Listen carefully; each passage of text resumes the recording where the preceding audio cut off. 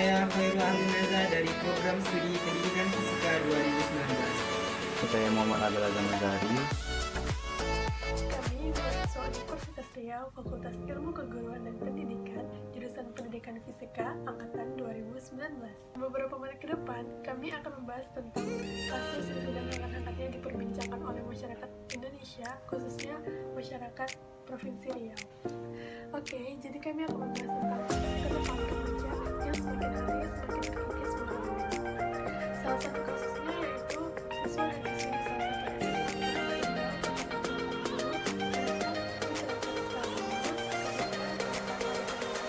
salah satu sepertinya terdengar wajar karena dari tahun ke tahun memang sepertinya ada saja di daerah manapun, di sekolah manapun pasti ada siswa yang melakukan tindakan tersebut. Padahal walaupun tindakan tersebut sudah dilarang, tapi tetap saja ada yang melakukannya. Lantas, apa yang bisa membuat ini bisa menjadi viral sampai-sampai banyak nih netizen yang keras sama tindakan yang sudah mereka lakuin? Jadi kami akan mengulas kasus ini lebih lanjut dan ada beberapa narasumber yang akan kami tanyai mengenai tanggapan mereka tentang kasus ini. Selamat ikutin videonya sampai habis ya. See you.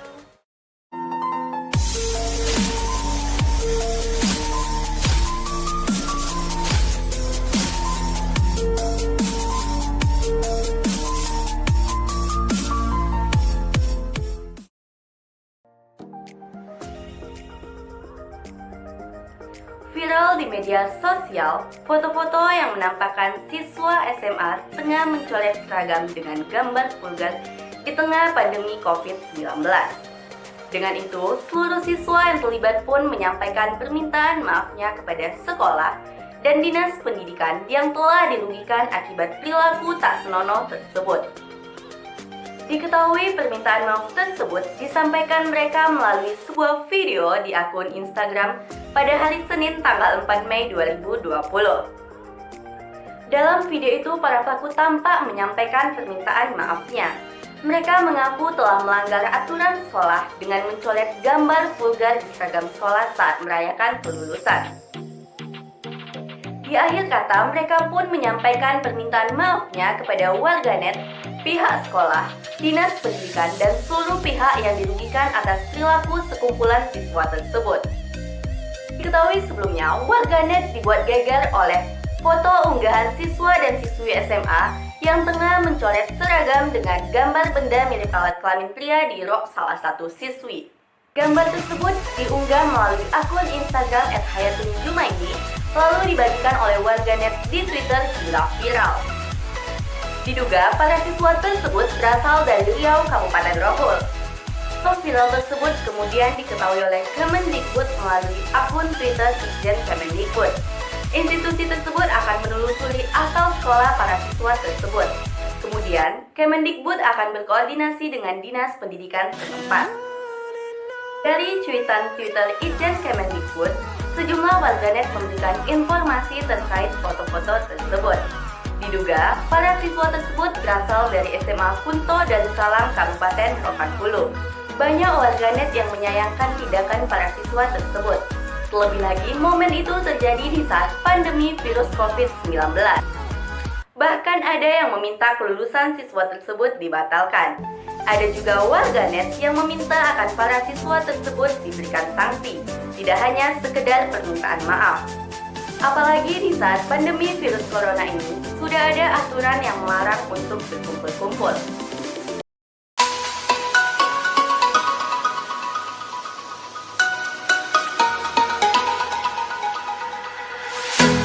Menurut pendapat Anda, apa yang melatar belakangi adanya kasus seperti ini dari sudut pandang nilai Pancasila? Assalamualaikum warahmatullahi wabarakatuh. Perkenalkan, saya Muhammad Rizky dari jurusan Ilmu Pemerintahan, Fakultas Ilmu Sosial dan Ilmu Politik, Universitas Riau. Langsung saja saya akan menjawab pertanyaan dari Bang Khairul Ahlunaza. Dia menanyakan menurut pendapat saya apa yang melatar belakangi adanya kasus seperti ini dari sudut pandang Pancasila. Menurut saya yang melatar belakangi itu media sosial. Kenapa saya katakan media sosial? Karena media sosial sangat mempengaruhi anak muda zaman sekarang. banyak kita lihat di media sosial, terutama Instagram, Facebook, bahkan aplikasi-aplikasi yang tidak ada manfaatnya itu sangat mempengaruhi anak muda sekarang. Seperti contohnya itu aplikasi TikTok, aplikasi yang sangat merusak generasi sekarang. Banyak di situ kita lihat yang negatif-negatif, anak muda yang berjoget ria di depan umum, memamerkan hal-hal yang tidak bagus. Apalagi kejadian yang sebelumnya yang telah kita lihat banyak ya tidak manfaatnya gitu. Itu salah satu yang latar belakangi kejadian tersebut. Baik, kalau menurut saya tuh latar belakang mereka melakukannya itu karena mereka ikut-ikutan dalam melakukan coret-coret itu, karena budaya coret-coret itu udah dari zaman dulu udah kayak tradisi gitu. Jadi kayaknya kalau misalnya kita coret-coret itu lebih afdol daripada kita udah lulus gak coret-coret, itu gak afdol kayaknya. Tapi yang buatnya ini viral tuh karena ini di tengah-tengah corona dan juga ada gambar yang tidak seharusnya digambar di bagian itu, dan itu yang menjadi viral tuh ya karena itu di tengah-tengah corona melakukan coret-coret dan ada gambar-gambar yang tidak senonoh gitu.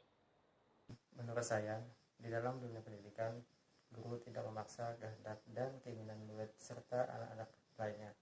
Jika hal ini terjadi, maka muridlah yang menjadi korban pertama dan akan menimbulkan efek domino. Hingga kemana-mana murid juga hendaknya turut mengimbangi proses pendidikan dengan penuh rasa tanggung jawab. Jika itu pengumuman kelulusan memang selalu diwarnai oleh aksi coret-coret seragam, tidak ada yang tahu secara persis apa makna sebenarnya.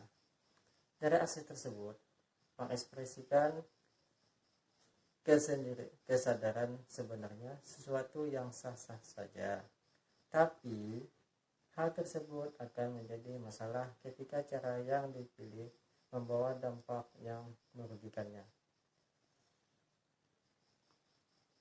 daripada manfaatnya, apalagi di saat wabah virus corona semakin meluas, sehingga diharapkan pada murid ataupun guru jangan melakukan konvoi tanpa alasan dan coret-coret seragam. Jika Anda merupakan orang terdekat si pelaku, apakah yang akan Anda lakukan terhadap pelaku? Oke, untuk ini misal saya sebagai pelaku, misal saya sebagai orang terdekat dari pelaku, hal yang pertama saya lakukan itu adalah saya mungkin akan menasihatinya dulu gitu. Menasihatinya untuk tidak ya, kalau bermedia sosial itu harus hati-hati gitu, dan menggunakan aplikasi-aplikasi itu jangan sampai ya merusak gitu, sekedar hiburan aja, walaupun sebenarnya itu nggak ada faedahnya kan, tapi gimana lagi itu udah jadi kebiasaan anak sekarang gitu. Jika saya merupakan orang terdekat dari pelaku, maka saya akan menasihati mereka dan menjelaskan dengan baik tanpa menghakimi mereka, dimana kita ketahui bahwa pada saat itu atau pada usia mereka merupakan masa di mana mereka mencari jati diri mereka. Jadi mereka di situ mungkin belum berpikir secara matang tentang apa dampak dari yang mereka lakukan tersebut. Jadi jika saya merupakan orang terdekat, maka saya akan menasihati mereka dengan baik tanpa menghakimi mereka. Kalau saya sebagai orang terdekatnya gitu ya, pasti ya cukup miris gitu ya melihat mereka melakukan itu, dan saya nggak bisa apa-apa lagi karena itu telah terjadi kan. Saya hanya bisa memberikan edukasi, menyemangati dan menasihati agar tidak terjadi lagi hal bodoh yang dilakukan oleh mereka. Apalagi mereka ini kan udah lulus SMA, udah mau menuju dewasa. Jadi kalau mereka masih melakukan kesalahan yang sama itu berarti sama aja mereka belum menjadi orang yang dewasa gitu. Siapakah yang patut disalahkan atas kasus tersebut? Mungkin untuk yang pertanyaan ketiga nih dibilang jika siapa yang patut disalahkan dalam kasus tersebut, menurut Ki lebih mengambil gini, misalnya orang tua memang salah dalam hal tersebut kan, tapi sebaiknya itu peran orang tua untuk mencegah hal tersebut gitu. Misalnya orang tua sangat berpenting dalam hal tersebut gitu, karena orang terdekat dari si pelaku tersebut adalah orang tua gitu, orang tua, keluarga. Jadi orang tua harus sangat memperhatikan bagaimana tingkah laku anaknya, apa yang dilakukan anaknya, apalagi dalam bermedia sosial, karena kita masih tinggal dengan orang tua kan. Jadi orang tua itu tanggung jawabnya besar terhadap anaknya. Jangan sampai anaknya melakukan sebuah hal-hal yang tidak menyenangkan gitu, apalagi sampai memalukan di depan publik gitu. Karena orang tua sangat berperan penting. Terus selain orang tua, sekolah juga, karena ya, setelah orang tua itu lingkungan yang terdekat dia adalah sekolah, lingkungan sekitar, teman-teman. Lingkungan sekitar itu atau sekolah itu sangat berpengaruh. Pertama guru, bagaimana cara mendidiknya, bagaimana cara mengajari anak didiknya tersebut, itu sangat penting. Siapakah yang patut disalahkan atas kasus tersebut? Untuk kasus tersebut, kita tidak bisa menyalahkan siapa yang ingin disalahkan. Karena kasus ini saya tidak bisa menyalahkan siapapun, karena di situ kita lihat ada peran guru, murid, orang tua, dan instansi terkait lainnya. Terkadang kita menyalahkan guru. Guru sudah melarangnya. Kita salahkan orang tua pun sudah melarangnya. Jadi, akan tetapi murid-murid tersebut tetap melakukan konvoy. Padahal aksi itu dilarang pada saat seperti ini, apalagi pada saat wabah virus corona tersebut. Jadi, yang patut kita salahkan yaitu muridnya sendiri dan instansi yang terkait. Terima kasih.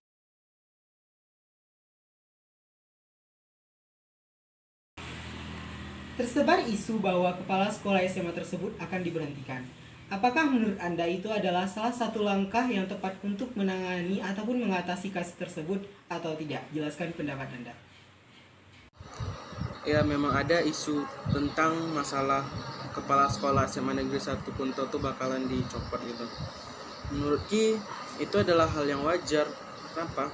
Karena anak tersebut masih berstatus siswa dan siswi dari SMA Negeri 1 Kunto Darussalam, dan juga mereka barusan merayakan kelulusannya dari SMA Negeri 1 Kunto Darussalam, dan juga menggunakan atribut dari SMA Negeri Kunto Darussalam. Jadi itu masih tanggung jawab dari pihak sekolah. Terus kalau kepala sekolah dicopot itu wajar. Kenapa? Karena kepala sekolah memiliki tanggung jawab yang besar terhadap siswa dan siswinya. Jadi tidak sembarangan orang bisa menjadi kepala sekolah gitu menurut dia, atau tidak sembarang orang dipilih menjadi kepala sekolah. Dan itu juga memang udah maksudnya udah tanggung jawabnya gitu. Udah dia siap menerima bagaimanapun keputusan nanti. Kalau memang ada yang terjadi sebuah kesalahan yang dilakukan siswanya itu sangat besar, itu wajar dicopot gitu.